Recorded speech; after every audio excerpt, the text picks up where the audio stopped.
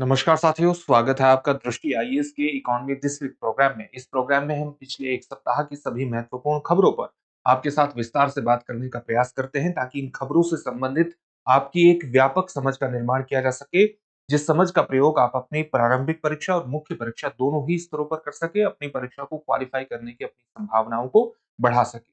तो चलिए आज के प्रोग्राम की शुरुआत करते हैं और आज की सबसे पहली खबर को देखते हैं जो पिछले सप्ताह लगातार चर्चा में रही है। क्या है खबर? एक रिपोर्ट आई है नीति आयोग की। वो रिपोर्ट है एमएसएमई यानी माइक्रो स्मॉल मीडियम एंटरप्राइजेस, जो हमारे सूक्ष्म लघु एवं मध्यम उद्यम है, उनकी प्रतिस्पर्धात्मकता को बढ़ाने से संबंधित ये रिपोर्ट है कि वो कितने प्रतिस्पर्धात्मक हैं, कितने कॉम्पिटिटिवनेस हैं और कहां पर सुधार करने की आवश्यकता है, उनके सामने चुनौती क्या है। इस पर एक रिपोर्ट है नीति आयोग की और इसी के कारण ये पूरा टॉपिक चर्चा में रहा है। तो नीति आयोग की रिपोर्ट कब आई है? 2 मई 2025 को आई है और रिपोर्ट का नाम है enhancing competitiveness of MSMEs in India, यानी जो हमारा सूक्ष्म लघु और मध्यम उद्यम है उसकी प्रतिस्पर्धात्मकता को बढ़ाने से संबंधित ये रिपोर्ट है। ये रिपोर्ट इंस्टीट्यूट फॉर कॉम्पिटिटिवनेस यानी आईएफसी के साथ सहयोग करके नीति आयोग द्वारा तैयार की गई है। इस रिपोर्ट का जो मुख्य उद्देश्य क्या है? भारत की सूक्ष्म लघु और मध्यम उद्यमों की प्रतिस्पर्धात्मकता यानी उनकी कॉम्पिटिटिवनेस को बढ़ाना और साथ ही इनके लिए बेहतर वित्त, कौशल, स्किल, नवाचार यानी इनोवेशन और बाजार पहुंच में सुधार के महत्वपूर्ण उपायों को सुझाना इस रिपोर्ट का महत्वपूर्ण उद्देश्य रहा है। रिपोर्ट के 4 प्रमुख क्षेत्र हैं जिस इस रिपोर्ट के माध्यम से 4 प्रमुख क्षेत्रों पर फोकस किया गया है। कौन-कौन से क्षेत्र हैं? वस्त्र और परिधान, दूसरा है रासायनिक उत्पाद, तीसरा है ऑटोमोटिव क्षेत्र यानी ऑटोमोबाइल सेक्टर और चौथा क्षेत्र है खाद्य प्रसंस्करण यानी फूड प्रोसेसिंग क्षेत्र। इन 4 क्षेत्रों पर विशेष रूप से रिपोर्ट का फोकस है। क्रेडिट एक्सेस में सुधार देखा गया है। किसकी? सूक्ष्म लघु और मध्यम उद्यम के क्रेडिट एक्सेस के अंतर्गत उनकी एक तरह से आप कह सकते हैं कि ऋण के अंतर्गत पहुंच में एक सुधार देखने में आया है। वर्ष 2020 से वर्ष 2024 के बीच सूक्ष्म लघु और मध्यम उद्यमों की जो औपचारिक क्रेडिट पहुंच है ये 14% से बढ़कर के 20% हुई है। मध्यम उद्यमों की जो क्रेडिट पहुंच है वो कितनी हुई है? 4% से बढ़कर के 9% हुई है। इसके अलावा ये भी देखने में आया है रिपोर्ट के माध्यम से कि 80 लाख करोड़ रुपए का एक क्रेडिट गैप बना हुआ है। क्रेडिट गैप का मतलब क्या है? यानी एमएसएमई सेक्टर, इस सेक्टर को जितने आगे बढ़ने के लिए जितने क्रेडिट की आवश्यकता है, जितने लोन की आवश्यकता है, जितने फंड की आवश्यकता है और जो इसे प्राप्त हो रहा है, इसमें एक गैप है और ये गैप कितना है? लगभग 80 लाख करोड़ का ये गैप है, यानी अपने आप में ये गैप बहुत ज्यादा है। इसलिए इनकी अलग-अलग क्रेडिट संस्थाओं, बैंक, एनबीएफसीज तक महत्वपूर्ण पहुंच को स्थापित किया जाने की आवश्यकता है। क्रेडिट में सुधार करने की आवश्यकता है ताकि ये क्षेत्र जो कि रोजगार की दृष्टि से बेहद महत्वपूर्ण है, आगे बढ़ सके और अपनी क्रेडिट आवश्यकताओं को पूरा कर सके।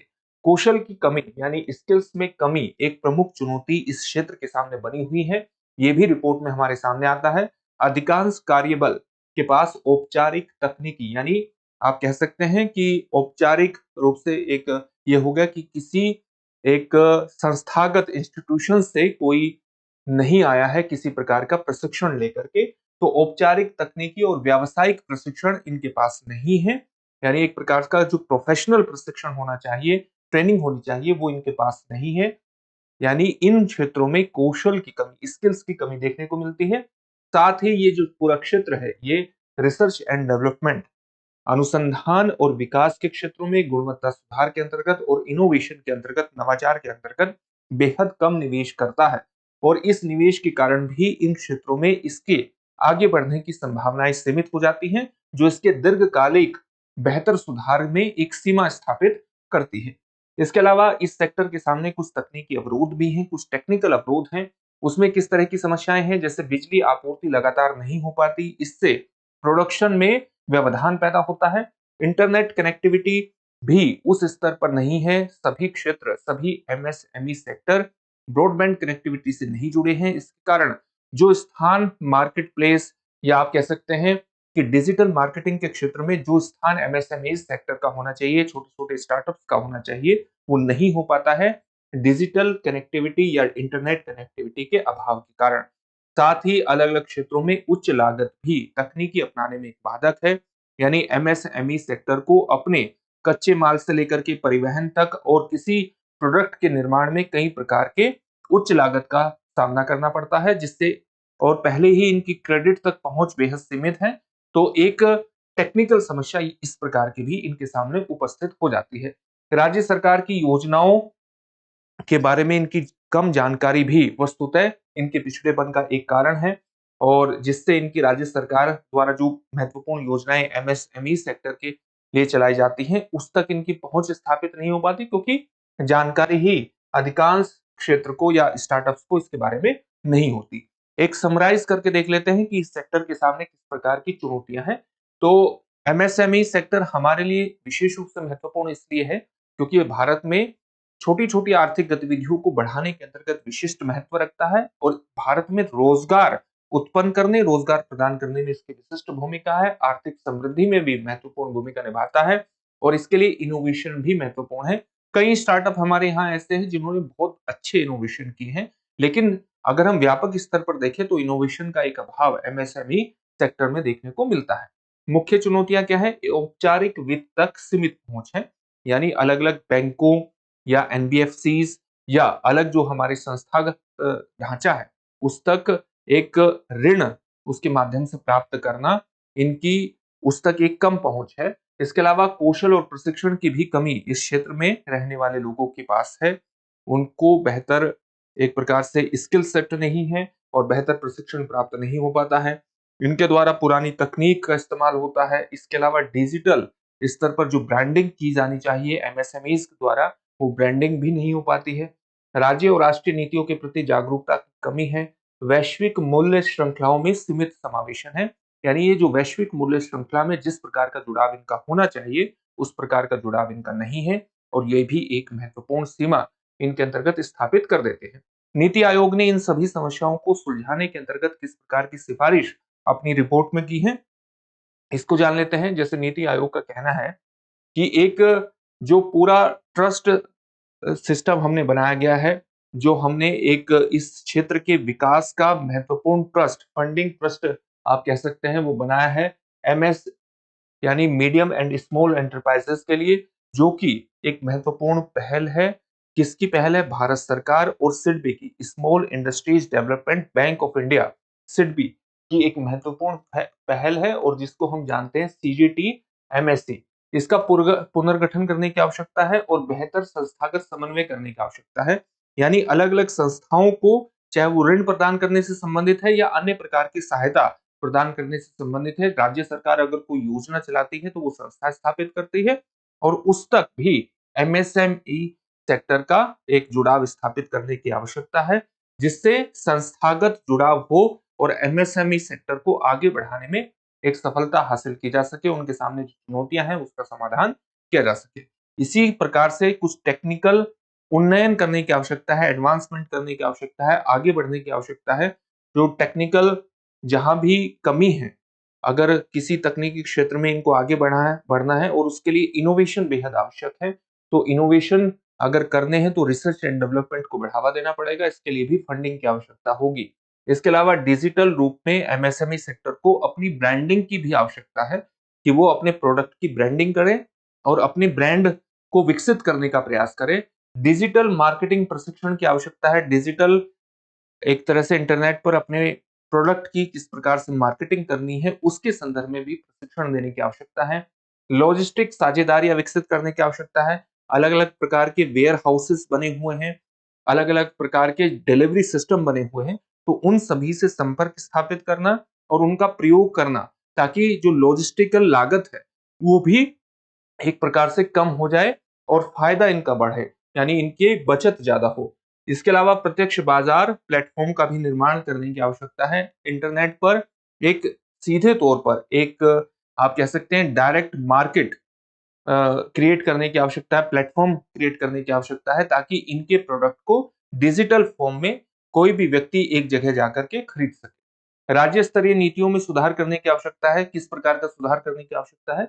क्लस्टर आधारित दृष्टिकोण अपनाने की आवश्यकता है।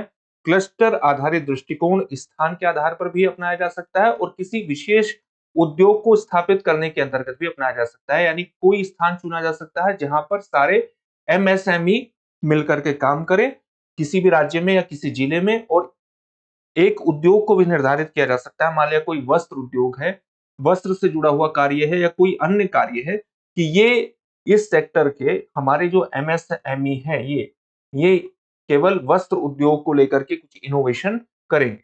तो इस प्रकार से उद्योग आधारित और स्थान आधारित क्लस्टर आधारित दृष्टिकोण अपनाया जा सकता है। इसके अलावा कौन सा एमएसएमई किस क्षेत्र में आगे बढ़ रहा है और कहां पर सुधार करने की आवश्यकता है, इसकी निरंतर निगरानी की आवश्यकता है। बेहतर डेटा एकीकरण होना चाहिए बाजार के बारे में भी और एमएसएमई के परफॉर्मेंस के बारे में भी, क्योंकि अगर कहीं सुधार की आवश्यकता है तो वो सुधार जरूरी है।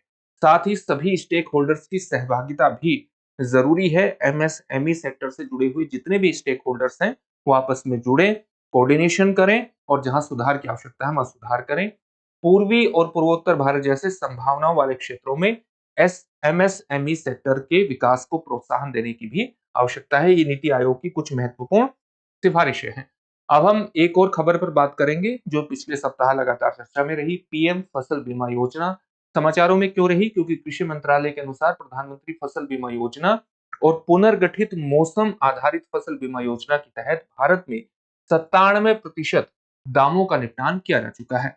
यानी जो दावे किए गए थे फसल बीमा के लिए, जिनकी किसानों की फसल खराब हुई और उन्होंने अपने दावे किए, उन दावों में से 97% जो दावे हैं वो उनका निपटारा किया जा चुका है। गोवा, छत्तीसगढ़, तेलंगाना और तमिलनाडु में 100% दावों का निपटान हुआ है। वहीं त्रिपुरा, अंडमान निकोबार, आंध्र प्रदेश, सिक्किम में दावा निपटान जो दर है वो 91% से 51% रही है। ये होना चाहिए 51% से 91% रही है। आंध्र प्रदेश में सबसे अधिक लंबित दावे हैं। आंध्र प्रदेश में 1842 करोड़ रुपए का भुगतान अभी भी शेष है। यानी यहाँ पर दावे अभी उन दावों का निपटान नहीं किया गया है। किसानों ने जिनकी फसल खराब हुई उन्होंने अपने दावे प्रस्तुत किए, उनमें से उन दावों को आप कह सकते हैं कि फसल बीमा के पैसे जो किसानों को दिए जाने चाहिए थे अभी दिए नहीं जा सके हैं और ये स्थिति आंध्र प्रदेश में सबसे ज्यादा खराब है। प्रधानमंत्री फसल बीमा योजना के बारे में सामान्य जानकारी हासिल करते हैं। इस योजना की शुरुआत कब हुई थी? इस योजना की शुरुआत वर्ष 2016 में हुई थी। केंद्र सरकार की एक महत्वाकांक्षी योजना है और इसका उद्देश्य है प्राकृतिक आपदाओं, कीट के हमलों या कीट के माध्यम से आए रोगों या बीमारियों से फसलों को होने वाले नुकसान के लिए किसानों को ये सुरक्षा प्रदान करता है। अगर किसानों की फसल खराब हो जाती है तो उन्हें महत्वपूर्ण रूप से बीमा सुरक्षा प्रदान की जाती है। ये योजना दुनिया की सबसे बड़ी फसल बीमा योजना बन गई है वर्ष 2023-24 के आंकड़ों के अनुसार। इस योजना की विशेषता क्या है? कवर किए जाने वाले खतरे क्या है? मतलब वे खतरे जिनके माध्यम से किसानों की फसल खराब होती है, उन खतरों में किसको शामिल किया गया है? सूखा को, बाढ़ को, ओलावृष्टि को, चक्रवातों को, कीट के माध्यम से आने वाले रोगों को, भूस्खलन को, असामयिक वर्षा को, इन सभी इस तरह के खतरों को शामिल किया गया है। अगर किसानों की इनके माध्यम से फसल खराब होती है तो वो दावा कर सकते हैं फसल खराब होने का और उनको उनका जितना भी बीमा बैठता है उसकी राशि उनको प्राप्त होगी। कवर अवधि क्या है? बुआई से लेकर कटाई और कटाई के बाद तक का समय। यानी बुआई से लेकर कटाई और कटाई के बाद का समय मतलब क्या होता है? कई बार किसान कटाई कर देते हैं लेकिन खेत में फसल को छोड़ देते हैं। क्यों? सूखने के लिए। कई फसलों को सुखाने की आवश्यकता होती है। अगर सूखने के दौरान भी फसल खराब होती है तो उसका भी बीमा प्रधानमंत्री फसल बीमा योजना के माध्यम से प्रदान किया जाता है। इसके अंतर्गत प्रीमियम दरें कितनी रखी गई हैं? जैसे खरीफ फसलों के लिए 2%। इसका मतलब क्या हुआ? इसका मतलब ये हुआ कि अगर किसान 1 लाख रुपए का बीमा करवाता है तो उसको प्रीमियम के रूप में कितनी राशि का भुगतान करना होगा? 2,000 रुपए का भुगतान उसे करना होगा। खरीफ फसलों का मतलब क्या हुआ? ऐसी फसलें जो जुलाई जुलाई से लेकर के अक्टूबर तक रहती है। जुलाई आप कह सकते हैं जून जुलाई में इनकी बुआई होती है और अक्टूबर के आसपास इनकी कटाई होती है हो जाती है। रबी फसलों के लिए प्रीमियम दरें कितनी है? 1.5% है। रबी फसलें कौन सी है? जो नवंबर दिसंबर में बोई जाती हैं और मार्च अप्रैल में इनकी कटाई हो जाती है। खरीफ फसलों में किन चीजों को शामिल कर सकते हैं आप? जैसे धान की फसल, खरीफ फसल के अंतर्गत आती है। इसी प्रकार से रबी फसल की एक महत्वपूर्ण फसल कौन सी है? गेहूं की फसल। इसके अंतर्गत सरसों भी आप शामिल कर सकते हैं, ये भी महत्वपूर्ण फसल है। इसके अलावा गन्ना, कपास जैसी वाणिज्यिक बागवानी फसलों पर प्रीमियम की राशि कितनी है? 5% की है। सब्सिडी के बारे में अगर बात करें तो पूर्वोत्तर और हिमालयी राज्यों में केंद्र सरकार का हिस्सा कितना है? 90%। यानी पूर्वोत्तर राज्य जो है वहां पर केंद्र सरकार इस योजना के अंतर्गत 90% की भागीदारी रखती है। और हिमालयी राज्यों में कौन कौन से आ जाते हैं? पूर्वोत्तर और हिमालयी राज्यों में जैसे जम्मू एंड कश्मीर आ जाता है, और इसके अलावा आप कह सकते हैं केंद्र शासित प्रदेश में आ जाता है।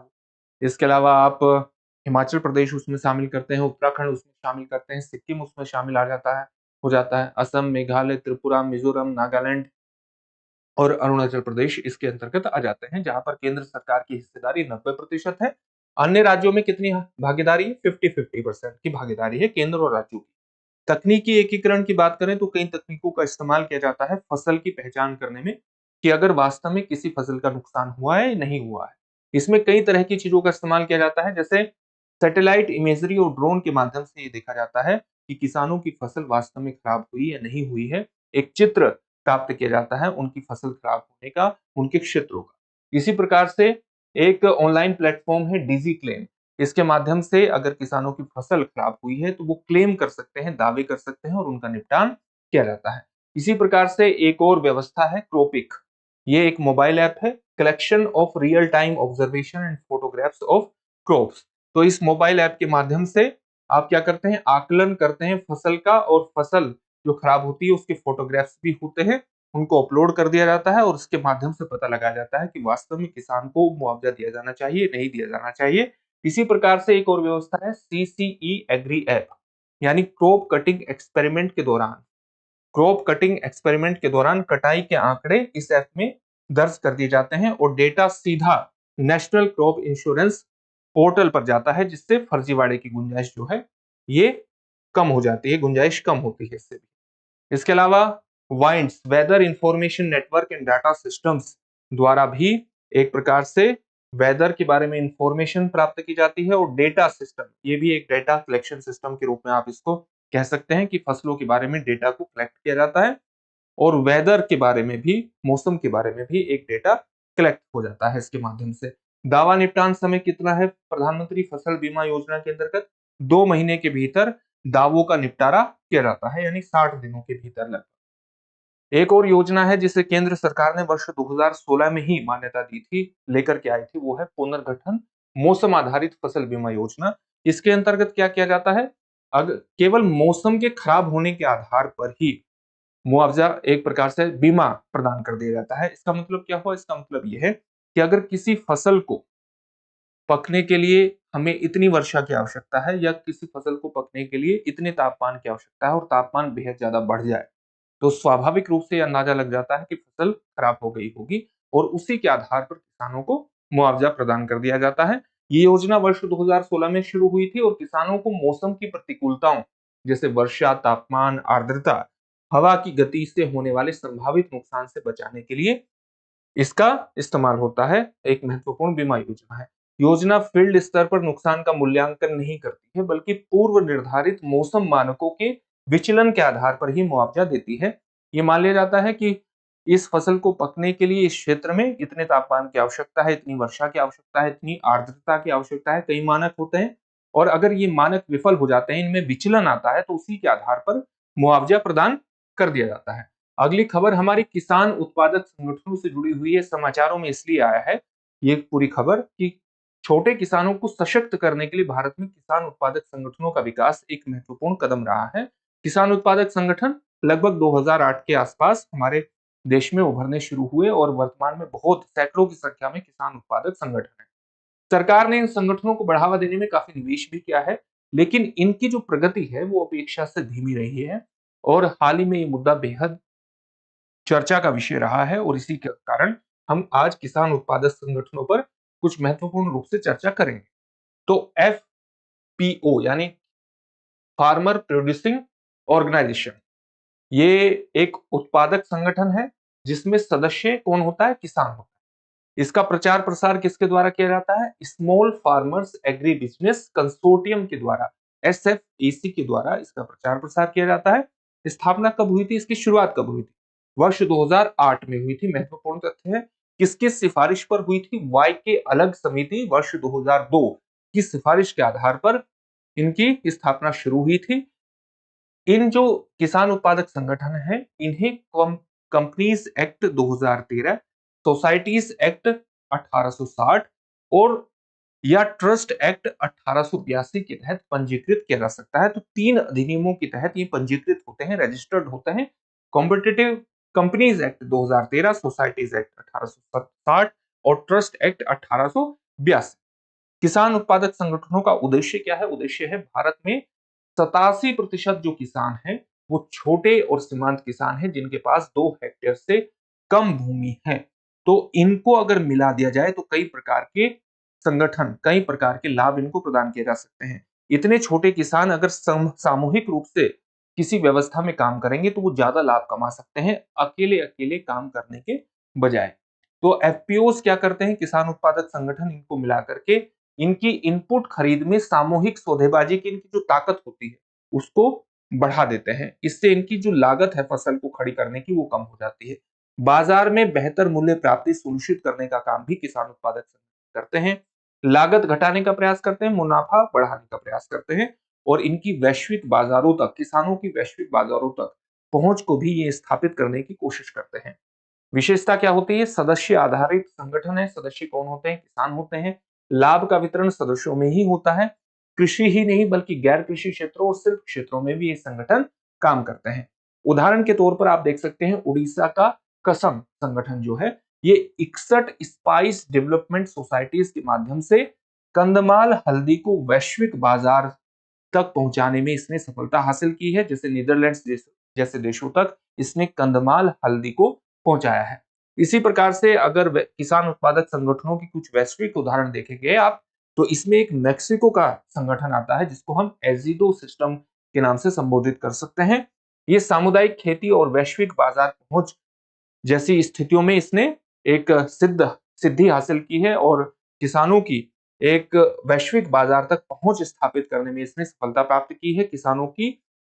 किसानों को सामुदायिक खेती करने के लिए भी प्रोत्साहित किया है। इसी प्रकार से थाईलैंड की जो वन टाम्बो वन प्रोडक्ट पहल है वो भी किसान उत्पादक संगठन का एक महत्वपूर्ण उदाहरण है। चीन की पहल फार्मर्स प्रोफेशनल कोऑपरेटिव्स द्वारा चाय, मछली पालन जैसे क्षेत्रों में वैश्विक बिक्री को बढ़ावा दिया गया है। तो ये किसान उत्पादक संगठनों की कुछ महत्वपूर्ण उदाहरण है। अगर वर्तमान स्थिति देखें तो भारत में लगभग 45,000 एफपीओज पंजीकृत हैं। इनमें से केवल 16,000 ही रेगुलेटरी फाइलिंग में सक्रिय है। इसका मतलब है कि उन्हीं के बारे में हमें पता है कि ये कब बने हैं और किस प्रकार से काम कर रहे हैं, और जो बेसिक इनके बारे में इंफॉर्मेशन रजिस्ट्रेशन के माध्यम से हमें प्राप्त होती है। केवल 4,000 एफपीओज ऐसे हैं जो कार्यशील पूंजी ऋण जिनको प्राप्त हुआ है, यानी कार्यशील ऋण पूंजी मतलब बीज की खरीद के लिए, उर्वरक की खरीद के लिए, फसलों के डेवलपमेंट के लिए, मशीनरी के लिए इनको कार्यशील पूंजी प्राप्त हुई है संस्थागत ढांचे से, चाहे वो बैंक हो, चाहे वो एनबीएफसी हो या अन्य संस्थाएं हो। औसत जो औसत शुद्ध लाभ है वो केवल 3 लाख रुपए प्रति एफपीओ है, जो किसान आय में सुधार के लिए बिल्कुल अपर्याप्त है। यानी किसान उत्पादक संगठनों का जो औसत शुद्ध लाभ है वो केवल एक किसान उत्पादक संगठन का केवल 3 लाख रुपए है, इसलिए इसमें सुधार करने की आवश्यकता है। मुख्य चुनौती क्या है? मुख्य चुनौती यह है कि किसानों के सामने आने वाली जो चुनौती है उसको केवल एक ही दृष्टिकोण के माध्यम से सुलझाया नहीं जा सकता। कोई एक आकार सभी पर फिट नहीं बैठता, यानी किसान उत्पादक संगठन ही किसानों की सभी समस्याओं का समाधान नहीं कर सकते।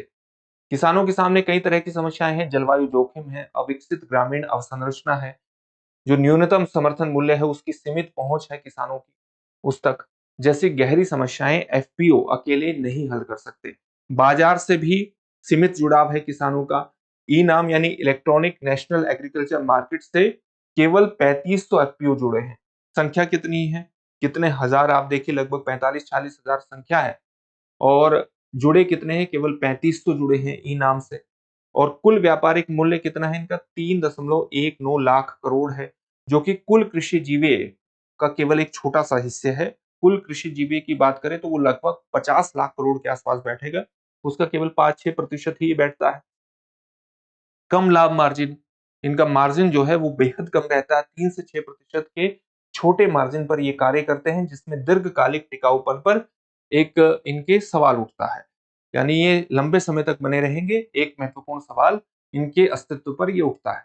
बिचौलिया का स्थानापन्न नहीं हो पाया है। अभी भी ग्रामीण क्षेत्रों में इस प्रकार के किसान हैं, संगठन हैं, जो कि बिचौलियों से ही ऋण प्राप्त करते हैं, संस्थागत ऋण प्राप्त नहीं करते, बैंकों से नहीं करते। अभी भी बिचौलियों पर किसानों को भरोसा है, उनसे उधार लेते हैं और उन भुगतान करने के लिए अलग-अलग चीजों का उन पर निर्भर हैं। आउटसोर्सिंग चैनल बन जाना, जैसे कई एफपीओ किसान उत्पादक संगठन सिर्फ खरीद एजेंट बनकर के रह गए हैं, कस्टम हायरिंग केंद्र बनकर के रह गए हैं। इनका वास्तव में संस्थागत रूप से विकास नहीं हो पाया है।